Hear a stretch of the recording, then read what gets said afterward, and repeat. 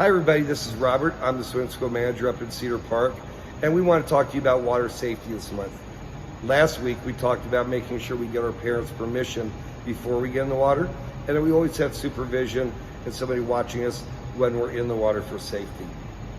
This week we're going to talk about knowing the water. It's important that we know the water before we get into it.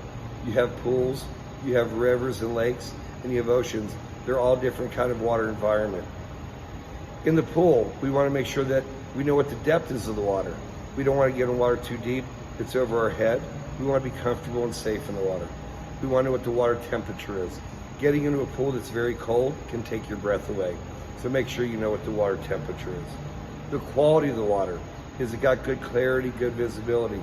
It's safer when we have good, clear water to get into. So we want to make sure that the water quality is good. If we're going to get into a river or a lake, we want to make sure we know what's in that condition before we get in. Rivers and lakes can have a varying degree of elevation and drop-offs within the water. They can also have obstacles underwater such as rocks, sticks, trees, hazards, other things that we may not be able to see. So we want to make sure we know what condition we're getting into. It also may have a current to it, just like an ocean. We want to make sure we get into water that we know is not going to pull us away from the shore and doesn't have a rip tide. So we want to make sure that we know what that condition will be like before we get in.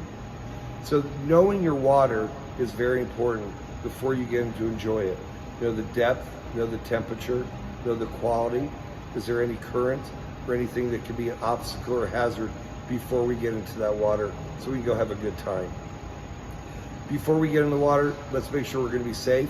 Next week, we're going to be talking about swimming with a buddy. This week, we got to know the water. Have a safe time and enjoy the water while you swim.